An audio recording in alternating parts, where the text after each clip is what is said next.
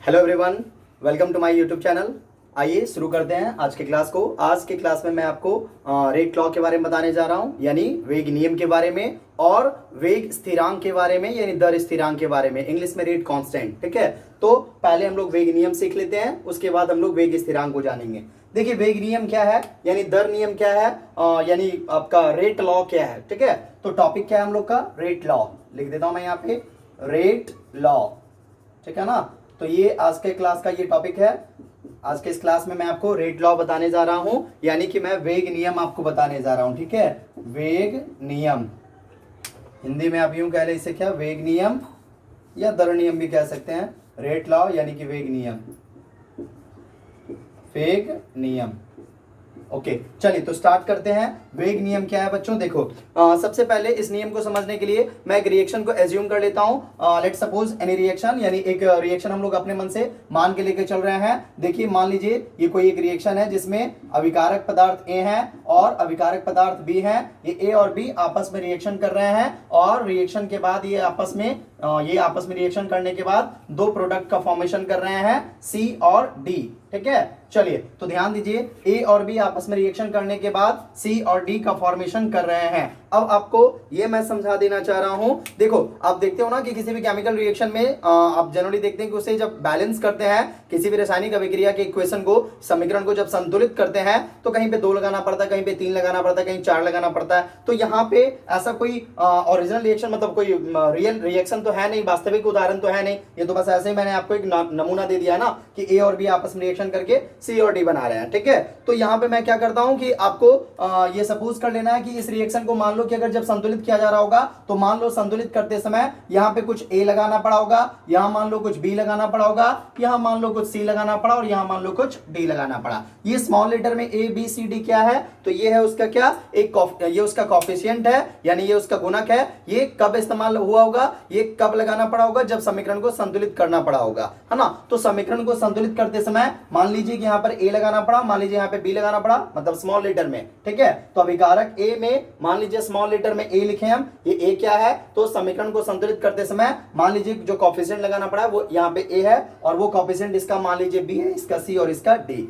ठीक है ना, तो यानी ब्लू कलर में आप जो देख रहे हैं एबीसीडी, जो मैंने स्मॉल लेटर में लिखा है, वो असल में क्या है, तो वो आपका हर एक प्रोडक्ट, रिएक्टेंट और प्रोडक्ट का अभिकारक और प्रतिफल का क्या है, कोएफिशिएंट है। और ये कोएफिशिएंट कब आया होगा, जब रिएक्शन को बैलेंस किया गया होगा। ठीक है, तो जब इस अभिक्रिया की इक्वेशन को बैलेंस किया गया होगा, तो उसका कुछ ना कुछ कोएफिशिएंट आया होगा, जो आपके सामने दिख रहा है। अब आगे देखिए, मैंने आपको क्या बताया, अभी मुझे बताना क्या था, वेग नियम। ठीक है, तो वेग नियम देखिए क्या कहता है। वेग नियम में ये बताया गया है कि किसी भी अभिक्रिया का जो वेग है, यानी किसी भी अभिक्रिया की जो दर है ना, यानी जो रेट की अगर हम बात करें, तो किसी भी अभिक्रिया की जो दर है वो उसके अभिकारकों की सांद्रता के, तो अभिकारक की सांद्रता मतलब किसकी सांद्रता भाई, सी और डी की सांद्रता? नहीं, बिल्कुल नहीं, सी और डी तो यहाँ पर क्या है, प्रतिफल है। अभिकारक कौन है, ए और बी, तो यहाँ पर क्या आ जाएगा, ए और बी। तो क्या बोला मैंने कि किसी अभिक्रिया की जो दर है ना, वो उसके अभिकारकों की सांद्रता के, तो सांद्रता मतलब क्या हो गया, आप जानते होंगे, ये मैंने पिछले क्लास में भी आपको बता रखा है कि सांद्रता को यहाँ पे इस प्रकार के स्क्वायर ब्रैकेट से सूचित किया जाता है। तो यानी किसी अभिक्रिया की जो दर है वो अभिकारकों की सांद्रता के, तो अभिकारक यहाँ पर 2 है, तो दोनों की सांद्रता दिखाएंगे, कौन कौन, ए और बी। तो ए की सांद्रता बताने के लिए यहाँ पे ब्रैकेट लगाया गया, बी की सांद्रता, तो इसके लिए भी यहाँ पे क्या करेगा, क्या किया जाएगा, ब्रैकेट लगाया जाएगा, है ना। तो ये क्या हो गया, अभिकारकों की सांद्रता, यानी ए और बी की सांद्रता। तो ये रहा आपका क्या, ए और बी की सांद्रता, यानी कि अभिकारकों की सांद्रता, है ना। हाँ, तो अब मैं वेग नियम आपको सुना रहा हूं, क्या कहता है वेग नियम। वेग नियम के अनुसार ये बताया गया है, दर नियम के अनुसार, यानी रेट लॉ के अनुसार यह बताया गया है कि किसी भी अभिक्रिया की जो वेग है, किसी अभिक्रिया का जो दर है, वो उसके अभिकारकों की सांद्रता के प्रायोगिक घातांकों के गुणनफल के समानुपाती होता है। जरा ध्यान दीजिए, मैंने क्या बोला, किसी अभिक्रिया की दर, ये है आर मतलब क्या हुआ, रेट ऑफ रिएक्शन, अभिक्रिया की दर। तो किसी अभिक्रिया की जो दर है वो उसके अभिकारकों की सांद्रता के प्रायोगिक घातांकों के गुणनफल के समानुपाती होते हैं, है ना। ध्यान दीजिए, इस अभिक्रिया में अभिकारक कौन है, ए और बी, तो लिया मैंने यहाँ पर ए और बी। अच्छा, अभिकारक की सांद्रता की बात हो रही है, तो सांद्रता के लिए ब्रैकेट दिखाया गया है, ब्रैकेट मतलब सांद्रता, किसकी सांद्रता भाई, ए की सांद्रता और बी की सांद्रता यानी अभिकारकों की सांद्रता, है ना, और उसके प्रायोगिक घातांक, घातांक मतलब क्या हुआ, पावर, ठीक है, तो इसका पावर है और ये प्रायोगिक घातांक होता है। प्रायोगिक मतलब ये हुआ कि ये जो घातांक है ना, इसका जो पावर है ना, वो पावर का वैल्यू 1 होगा या 2 होगा या 0 होगा या 3 होगा या क्या होगा, जो भी होगा वो प्रायोगिक विधि से पता चलेगा, यानी एक्सपेरिमेंटल बेस से पता चलेगा, यानी एक्सपेरिमेंटली उसे डिटरमाइन किए जाते हैं या पता चलता है, यानी उसका पावर क्या होगा, उसका घातांक क्या होगा। जैसे ए का पावर मैंने m लिखा, m यहाँ पे कहीं भी है नहीं है ना, तो मतलब कि किसका घातांक क्या होगा, किसका पावर क्या होगा, ये हमें एक्सपेरिमेंट के आधार पे पता चलता है,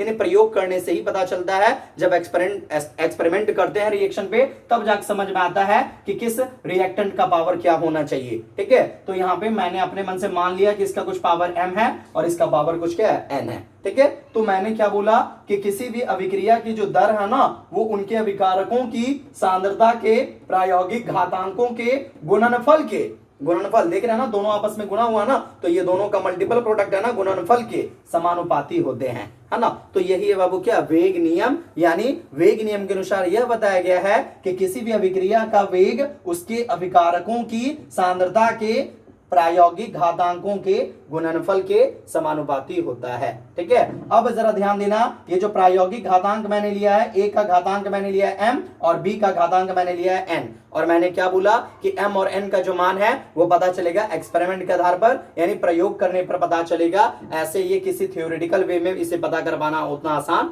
नहीं है, ठीक है। हाँ, एक चीज भले है कि बहुत सारे मोस्टली मतलब बहुत सारे अधिकांश ऐसे रिएक्शन मिलते हैं जिसमें कि उसका जो घातांक है ना, वो उसके कोफिशिएंट के ही बराबर होता है।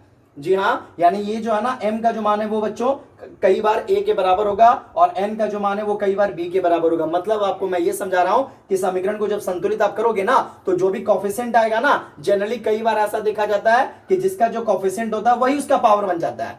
लेकिन मैं जनरली कह रहा हूं, मतलब कि ऐसा हमेशा होगा ये मैं नहीं कह रहा हूं, मैं जनरली बोल रहा हूं, यानी ज्यादातर ऐसा वाले हो जाता है, अक्सर वाले ऐसा होता है, लेकिन हमेशा ऐसा नहीं होता है, ठीक है। इसलिए मैंने यहाँ पे पावर इसका a और इसका पावर मैंने b नहीं किया है। हालांकि आप देखोगे बहुत सारी जगह जो है गलत मेथड में ये सीधे बता दिया जाता है कि अभिक्रिया की जो दर है ना, वो उसके अभिकारकों की सांद्रता के, अभिकारकों की सांद्रता, तो अभिकारक यहाँ पर कौन कौन है भाई, a और b, तो अभिकारक की सांद्रता मतलब a और b की सांद्रता, है ना, उसके प्रायोगिक घातांक, और घातांक में सीधे दे देंगे ये वाला, है ना, इसका पावर a इसका पावर b, यानी जिसका जो कोफिशिएंट है वही पावर बना दिया जाता है और कहते हैं कि उसी के गुणनफल के समानुपाती होता है। ये कहना हर हमेशा, ये अगर आप कह रहे हैं तो ये कहना उचित नहीं है, गलत भी हो सकता है, क्योंकि मैंने क्या बोला कि जरूरी नहीं है कि हमेशा पावर उसका वही कोफिशिएंट वाला ही आ जाए, ये कोई आवश्यक नहीं है। हाँ, कभी कभी ऐसा होता है और कभी कभी क्या बहुत बार ऐसा होता है, यानी बहुत सारी विक्रियाओं में ऐसा पाया गया है, सचमुच में ऐसा देखा गया है, यानी बहुत सारी ऐसी विक्रियां हैं जिसमें सचमुच में ये पाया गया कि जो अभिकारक का कोफिशिएंट था, कोफिशिएंट कब आता है, जब संतुलित करते हैं। अरे संतुलित करते समय किसी में 2 लगाना पड़ता है ना, किसी में 3 लगाना पड़ता है ना, किसी में कुछ नहीं लगाना पड़ता, मतलब एक ही रह जाता है। तो कहने का मतलब जिसका भी जो भी कोफिशिएंट होता है वही उसका पावर भी बन जाता है, यानी उसका घातांक में भी वही आ जाता है। लेकिन ऐसा हमेशा होगा ये कोई जरूरी नहीं है ना। तो अगर मैं यहाँ पे सीधे पावर में a कर दूं और इसका पावर में इसका कोफिशिएंट वाला b लिख दूं, तो ये हर हमेशा सही होगा, ये मैं बिल्कुल नहीं कहूंगा, यानी ये कई बार गलत भी हो सकता है। इसलिए आप ये मत दिमाग में ये कभी भी कंफ्यूजन ना रखें, ऐसा बहुत सारा जगह ये गलती किया गया है, लेकिन मैं इस चीज को आपको केयरफुल करने के लिए कह रहा हूं, यानी मैं थोड़ा आपको केयरफुल रहने बोल रहा हूं, सावधान रहना, यहाँ पे सतर्क रहना, ध्यान रखना कि जरूरी नहीं कि हमेशा कोफिशिएंट इसका पावर बन जाए, ऐसा कोई जरूरी नहीं है। हाँ, ये भले कहिए कि कई बार ऐसा देखा गया है, बहुत बार ऐसा हो जाता है कि जो कोफिशिएंट रहता है वही उसका पावर बन जाता है, लेकिन ऐसा हमेशा होगा ये कोई जरूरी नहीं है, ठीक है। तो आप ऐसा मत दिमाग में लेके चलना कि उसका कोफिशिएंट ही पावर होगा। भाई पावर क्या होगा वो एक्सपेरिमेंट से पता चलेगा, समझ रहा है ना, तो वो एक्सपेरिमेंट के आधार पे मालूम चल जाता है कि उसका पावर क्या होना चाहिए। इसलिए मैंने यहाँ पे पावर इसका a नहीं लिखा है, बल्कि मैंने m लिखा है, और ये m का जो वैल्यू है वो a के बराबर हो भी सकता है या a के बराबर नहीं भी हो सकता है। n का जो वैल्यू है वो इसका कोफिशिएंट b, इसका कोफिशिएंट जो b है वो इसके बराबर हो भी सकता है या फिर बराबर नहीं भी हो सकता है। तो यानी आप समझ लें कि m वो a के इक्वल भी हो सकता है, नहीं भी हो सकता है, n जो है वो b के इक्वल हो भी सकता है, नहीं भी हो सकता है ना। चलिए, तो ये समझ गए, यही था घातांक यानी पावर, ठीक है। और ये प्रायोगिक होते हैं, प्रायोगिक मतलब क्या, प्रयोग पर आधारित होते हैं, यानी कि एक्सपेरिमेंट पर आधारित होते हैं। एक्सपेरिमेंट करने से ही पता चल पाते हैं कि किसका पावर क्या होगा, वो उसके कोएफिशिएंट के बराबर होगा या उसके कोएफिशिएंट से कुछ अलग होगा, ये सब पता चलेगा एक्सपेरिमेंट करने पर। ठीक है, चलिए तो अभी फिलहाल आपका वेग नियम तो क्लियर हो गया। मैंने क्या समझाया फिर से समझ लीजिए एक बार। किसी भी अभिक्रिया की दर या किसी भी अभिक्रिया का वेग, दर या वेग तो एक ही चीज है ना, तो किसी भी अभिक्रिया का वेग यानी दर, किसी भी अभिक्रिया की वेग या दर उसके अभिकारकों की सांद्रता के, देख लीजिए अभिकारक कौन है यहाँ पर, ए और बी, देख लो बाबू ए और बी, तो अभिकारकों की सांद्रता, सांद्रता के लिए ब्रैकेट लगाते हैं, जान रहे हैं आप, है ना। तो किसी अभिक्रिया की दर उसके अभिकारकों की सांद्रता के प्रायोगिक घातांकों के गुणनफल के समानुपाती होता है, गुणनफल के समानुपाती होता है ना। तो इसी को हम लोग क्या कहते हैं बच्चों, वेग नियम। यानी किसी भी अभिक्रिया का जो दर है यानी जो वेग है वो उनके विकारकों की सांद्रता के प्रायोगिक घातांक के गुणनफल के समानुपाती होता है, इसे ही वेग नियम कहा जाता है। अब आगे सुनिए, एक बात तो आपको अवश्य पता होगा, ये कोई नई चीज नहीं है, ये तो आप शुरू से ही बचपन से ही सुनते आ रहे हैं, जब भी समानुपाती का चिन्ह हटाया जाता है तो एक समानुपातिक स्थिरांक का प्रयोग होता है, यानी समानुपाती का चिन्ह हटाया जाएगा तो एक समानुपातिक नियतांक का उपयोग किया जाएगा। और यहां पर बाबू वो समानुपातिक नियतांक क्या है, के, है ना। इन समानुपातिक का चिन्ह को जब हटा रहे हैं तो यहाँ पर एक समानुपातिक स्थिरांक ले रहे हैं और वो यहाँ पे समानुपातिक स्थिरांक क्या है, के। ठीक है, तो समानुपातिक का चिन्ह हट गया और तब यहाँ पर एक समानुपातिक स्थिरांक लिया गया के, और उसके बाद आगे जो है वो तो वही हमको लिखना है, यानी अभिकारक ए की सांद्रता पे पावर क्या होगा, एम, है ना, और इनटू अभिकारक बी की सांद्रता पे पावर क्या हो जाएगा, एन। क्लियर हो गया ना। चलिए तो इस तरीके से ये जो मिला है ये आपका क्या है बच्चों, ये है आपका वेग समीकरण। ध्यान देना, ये आपका वेग समीकरण और ये क्या आपका वेग नियम। ध्यान दीजिए, ये आपका वेग नियम है और ये क्या है, इसी वेग नियम से प्राप्त होने वाला समीकरण, इसलिए इसे बोलेंगे वेग समीकरण। तो यानी ये एक तरह से क्या कहलाएगा, ये कहलाएगा बाबू वेग समीकरण। वेग समीकरण क्यों, क्योंकि वेग नियम से ही प्राप्त हुआ ये समीकरण, इसलिए बोलेंगे इसको वेग समीकरण। अच्छा ये क्या है आपका, ये था आपका वेग नियम, ये क्या था आपका वेग नियम यानी दर नियम। ठीक है, रेट लॉ, तो यही आपका रेट लॉ है। रेट लॉ के अनुसार क्या कहा गया है, ये बात अब आपको देख के समझ आ गया होगा। रेट लॉ में ये बोला गया है कि किसी भी रिएक्शन का जो रेट है ना वो उनके रिएक्टेंट के कंसंट्रेशन के, उसके एक्सपेरिमेंटल पावर के मल्टीपल प्रोडक्ट के डायरेक्टली प्रोपोर्शनल होता है। ठीक है, तो इस तरीके से रेट ऑफ रिएक्शन के बारे में आपको पता चल गया कि वो उसके अभिकारकों की सांद्रता के प्रायोगिक घातांक के गुणनफल के समानुपाती होता है और इसे ही वेग नियम कहा जाता है। अब इसी वेग नियम में जब समानुपाती का चिन्ह हटाया जाता है तो एक समानुपातिक नियतांक लिया जाता है और वो समानुपातिक नियतांक यहां पर क्या है, के। ठीक है, और ध्यान दीजिए जब समानुपातिक नियतांक का उपयोग कर चुके हम, के का इस्तेमाल कर लिए हैं और बराबर का चिन्ह ला चुके हैं, तो अब वेग नियम से एक समीकरण प्राप्त हुआ है ना। तो वेग नियम से जो समीकरण प्राप्त होता है उसे वेग समीकरण कहा जाता है। वेग नियम से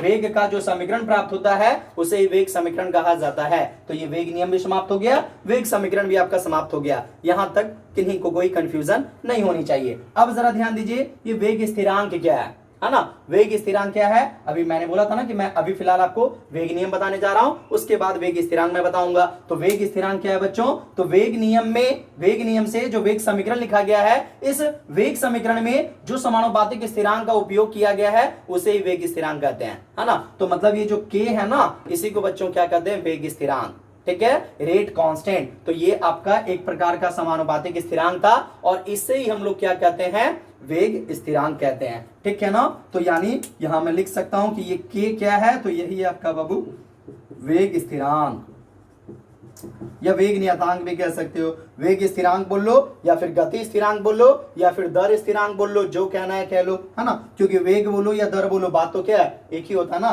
तो वेग स्थिरांक बोलिए आप इसे, या फिर दर स्थिरांक बोल लीजिए, या फिर आप गति स्थिरांक बोल लीजिए, दर स्थिरांक या गति स्थिरांक। ठीक है ना। चलिए तो ये आप समझ गए हैं। यानी अब रेट कांस्टेंट किसे कहेंगे जी, तो ध्यान दीजिए, वेग नियम के द्वारा लिखे जाने वाले वेग समीकरण में प्रयोग किए जाने वाले समानुपातिक स्थिरांक को ही वेग स्थिरांक कहते हैं और इसे के से सूचित किया जाता है। ये है आपका बाबू वेग नियम और ये है क्या, वेग नियम से ही प्राप्त होने वाला समीकरण यानी वेग समीकरण। तो वेग नियम के द्वारा लिखे जाने वाले वेग समीकरण में प्रयोग किए गए समानुपातिक स्थिरांक को ही वेग स्थिरांक या दर स्थिरांक या गति स्थिरांक कहते हैं और इसे के से सूचित किया जाता है। ये बात समझ में आ गई होगी। इसे एक और तरीके से हम डिफाइन कर सकते हैं। ठीक है, अब कैसे डिफाइन कर सकते हैं वो भी मैं बताता हूं, जरा ध्यान देना। अगर मैं इसी में ऐसे लिखना चाहूं, ध्यान दो, R इक्वल टू के इंटू, अगर अभिकारकों की सांद्रता बाबू इकाई हो जाए, क्या मैं समझा रहा हूं, यदि अभिकारकों की सांद्रता इकाई हो जाती है, इकाई हो जाए, है ना, जैसे अभिकारक A है, इसकी सांद्रता इकाई हो जाए तो मतलब 1 हो गया, तो 1 का पावर क्या होगा, वो m, और यहाँ पर ये अभिकारक B भी है, इसका भी सांद्रता इकाई हो जाए, इकाई मतलब यूनिट मतलब 1, है ना, यूनिट कंसंट्रेशन अगर रहता है, यानी अगर रिएक्टेंट का कंसंट्रेशन यूनिट हो, यानी अभिकारकों की सांद्रता अगर इकाई हो तो 1 का पावर m, और यहाँ पर हो जाएगा 1 का पावर कितना, n। ठीक है, तो अब जरा बताइएगा, इसलिए अब यहाँ पर क्या हो जाएगा, R इक्वल टू के इंटू 1 का पावर m रहे, अब ये m का वैल्यू कुछ भी रहे, 1 का पावर कुछ भी रहेगा तो वो 1 ही होगा, और ऐसे यहाँ भी भाई 1 का पावर n है, n का वैल्यू कुछ रहे, 1 रहे, 2 रहे, 3 रहे, जो रहे, है ना, 1 का पावर 1 रहे या 2 रहे या 3 रहे, कुछ भी रहे 1 ही होगा, तो यानी 1 का पावर m इक्वल टू कितना, 1 इंटू फिर 1 का पावर n इक्वल टू कितना, 1। अब जरा बताओ k इंटू 1 बराबर क्या होगा, r बराबर k हो जाएगा, तो इसका मतलब हम कह सकते हैं ना, इसलिए r इक्वल टू कितना, k। इसका मतलब क्या हुआ समझिए, वेग को ही वेग स्थिरांक कहते हैं, वेग को ही वेग स्थिरांक कहते हैं, दर को ही दर स्थिरांक कहते हैं। इसका मतलब यह है कि जब अभिकारक की सांद्रता इकाई हो जाती है, जब अभिकारकों की सांद्रता इकाई हो जाती है, यानी इकाई सांद्रता वाले अभिकारक लिए जाते हैं, तो फिर ऐसी परिस्थिति में उस अभिक्रिया की दर को ही दर स्थिरांक कहते हैं, उस अभिक्रिया के वेग को ही वेग स्थिरांक कहते हैं। शायद नीचे आप लोग का कट गया होगा, यहां तक नहीं दिखाई दे रहे होंगे जी, थोड़ा सा कट रहा है, कोई बात नहीं, इस बार देखिए आप लोग को दिख जाएगा। अब आप लोग बच्चों इसका स्क्रीनशॉट ले सकते हो ताकि आप लोग का लिखना आसान हो जाए। आप इसका एक स्क्रीनशॉट ले लें। इस क्लास के टॉपिक में मैंने आपको आज क्या क्या टॉपिक बता दिया है, तो आज के इस क्लास में आपका वेग नियम खत्म हुआ, वेग समीकरण खत्म हुआ और वेग स्थिरांक भी खत्म हो गया। ठीक है बच्चों, तो आप लोग इसका एक स्क्रीनशॉट ले लो ताकि वेग नियम, वेग समीकरण और वेग स्थिरांक, ये तीनों टॉपिक आपका क्लियर हो जाए। वेग स्थिरांक क्या है ये भी समझ गए होंगे, वेग समीकरण क्या था ये भी समझ गए होंगे, और वेग नियम क्या है ये भी पता चल गया होगा। आप स्क्रीनशॉट ले सकते हो, देख लो, अब तो नहीं कट रहा होगा ना। वहाँ पे ये बताया गया था लास्टली कि अगर अभिकारकों की सांद्रता इकाई हो जाती है तो अभिकारक की सांद्रता इकाई हो जाने पर आप 1 का पावर m करोगे और 1 का पावर n करोगे तो वैल्यू आखिर में 1 ही होगा, और 1 को k से मल्टीप्लाई करोगे तो वो k ही होगा, यानी r इक्वल टू k हो जाएगा। यानी अभिक्रिया की दर को ही दर स्थिरांक कह सकते हैं। लेकिन कब, ऐसा कब कहेंगे, जब अभिकारकों की सांद्रता इकाई ली जाए, यानी इकाई सांद्रता वाला अभिकारक लिया जाए, तो ऐसी परिस्थिति में अभिक्रिया के दर को ही दर स्थिरांक कहते हैं, यानी अभिक्रिया के वेग को ही वेग स्थिरांक कहते हैं। चलिए बच्चों, तो आप लोग एक इसका स्क्रीनशॉट ले लीजिए, फिर मिलते हैं अगले क्लास में। Thank you all.